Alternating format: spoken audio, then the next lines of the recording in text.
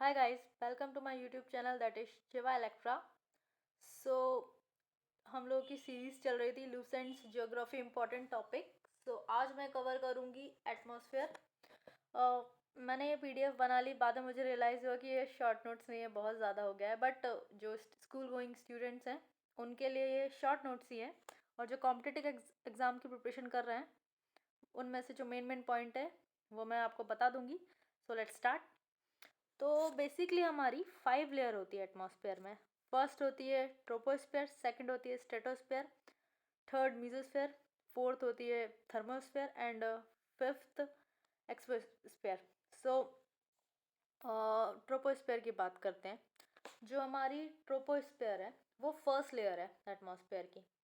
तो ये इक्वेटर और पोल पे इसकी डिस्टेंस अलग अलग होती है। इक्वेटर पे ये 18 किलोमीटर तक फैली है और पोल्स पे ये 8 किलोमीटर तक फैली है। ओके।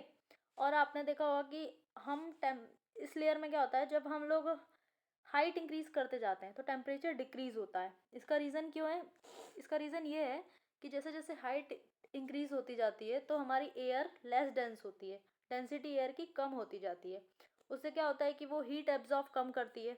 इसके कारण वो ठंडी होती है, थोड़ी ठंडी ठंडी लगने लगती है हमें।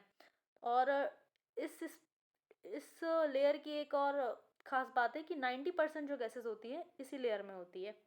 और जो जितने भी वेदर फिनोमिना होते हैं लाइक वाटर वेपर और क्लाउड फॉर्मेशन, ये सारे इसी ट्रोपोस्फेयर में होते हैं। और हाँ, ट्रोपोस्फेयर के बाद आता है स्ट्रेटोस्फेयर। जब जहाँ ट्रोपोस्फेयर का एंड होता है उसे हम बोलते हैं ट्रोपोपॉज। लाइक पॉज मतलब किसी भी चीज़ को एंड करना। तो जिस चीज़ का एंड होगा like tropopause, stratopause, troposphere, stratosphere, mesosphere, जहाँ पे भी पॉज हो रहा होगा तो मतलब वो चीज़ वहाँ ख़त्म होगी। ओके। तो next we will discuss about stratosphere. तो स्ट्रेटोस्फेयर जो है हमारी सेकंड लेयर है जो कि 50 किलोमीटर तक फैली हुई है। ओके। तो इसमें क्या होगा कि इस लेयर में हमारा टेम्परेचर इंक्रीज होता है। टेम्परेचर इंक्रीज क्यों हो रहा है? क्योंकि यहाँ पे स्ट्रेटोस्फेयर में हमारी मोस्ट इंपॉर्टेंट क्वेश्चन है, ओजोन जो है वो स्ट्रेटोस्फेयर में होती है। क्या होता है कि ओजोन क्या करती है, जो सन से आने वाली जो यूवी रेडिएशन है उसको एब्जॉर्ब करती है। जब वो इसको एब्जॉर्ब करती है तो क्या रहता है, इसकी जो हीट रहती है वो अपने अंदर एब्जॉर्ब करती है, तो ऑब्वियस हमारा सराउंडिंग भी गर्म होगा, तो इसलिए ये गर्म होती है। और ये जो स्ट्रेटोस्फेयर है ये नॉर्मली फ्लाइंग कंडीशन के लिए बहुत आइडियल है। लाइक लार्ज जेट प्लेन्स इसी लेयर में फ्लाई होते हैं। और ये अबाउट 50 किलोमीटर तक की डिस्टेंस होती है, और जहाँ पे ये ख़त्म होती है उसको हम स्ट्रेटोपॉज कहते हैं। So now we will discuss mesosphere. तो मीजोस्फेयर जो है हमारी 80 किलोमीटर की हाइट तक फैली हुई है। अब मीजोस्फेयर में क्या होता है कि टेम्परेचर डिक्रीज होने लगता है, और इसको हम बोलते हैं, इसका जो एंड होता है उसे बोलते हैं मीजोपॉज। मीजोपॉज इतना इंपॉर्टेंट है नहीं तो इसलिए मैंने इसको ज़्यादा कवर नहीं किया है।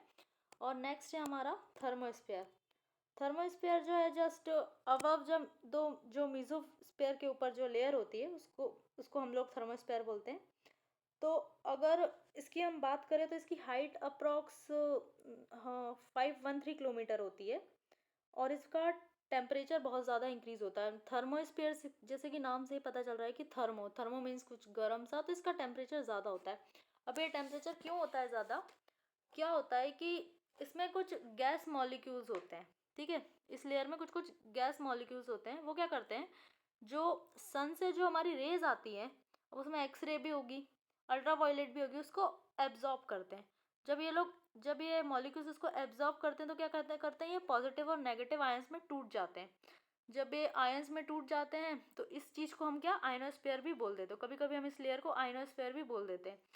जब ये आयंस में टूटेंगे तो ऑब्वियस हीट रिलीज होगी, तो इस कारण ये थर्मोस्फेयर इसलिए बोलते हैं क्योंकि बहुत ज़्यादा हीट रिलीज भी होती है और बहुत ज़्यादा गर्म भी होती है ये। और ये जो थर्मोस्फेयर है हमको प्रोटेक्ट भी करती है। कैसे? कभी कभी क्या होता है कि आपने देखा होगा कि स्पेस से हमारी अर्थ की तरफ बहुत सारी चीज़ें आती है, जैसे जैसे मीटरॉइड्स बोलते हैं। जैसे जैसे मीटरॉइड्स हमारे अर्थ की तरफ आते हैं तो इसका टेम्परेचर इतना ज़्यादा होता है कि ये मीटरॉइड्स को भी जलाकर भस्म कर देती है। और कुछ कुछ सैटेलाइट भी आती है मान लो, तो फिर उसको भी वो भस्म कर देती है। इसके टेम्परेचर कारण इस तरीके से हम लोग ये हमें प्रोटेक्ट करती है। जो भी डेब्रीज आती है अर्थ, जो भी हमारी स्पेस की डेब्रीज है जो अर्थ के में आती है, क्योंकि अर्थ अपनी ग्रेविटेशन के कारण उसको खींचती है अपनी तरफ, तो ये इसको डिस्ट्रॉय कर देती है। अब लास्ट है हमारा एक्सोस्फीयर। तो एक्सोस्फीयर जो है हमारी आउटर मोस्ट लेयर है जो कि थर्मोस्फीयर के ऊपर है, और नॉर्मली ये इसको इंटरप्लैनेटरी स्पेस से ये मर्ज होती है। और इसमें क्या होता है कि जो हमारे जो गैसेस होती हैं लाइक ऑक्सीजन, नाइट्रोजन, हीलियम, अब क्या होता है कि इस लेयर में ग्रेविटी कम होती है। अब ग्रेविटी कम होगी तो ऑब्वियसली वो अर्थ की तरफ तो खींचेगी नहीं। ग्रेविटी का मीन्स क्या होता है कि मीन्स सपोज नॉर्मली अगर एक जनरल चीज़ बोलूँ कि कोई भी चीज़ हम ऊपर से नीचे फेंकते हैं तो वो नीचे की तरफ आके गिरती है। क्यों? क्योंकि फोर्स ऑफ ग्रेविटेशन काम करता है ना। तो बट इस लेयर में क्या होता है, फोर्स ऑफ ग्रेविटेशन कम होता है, तो अर्थ अपनी तरफ ना नहीं खींच पाती, इस लेयर से जो भी गैसेस हैं वो बाहर की तरफ खिंच जाती है। तो दैट्स इट फॉर टुडे।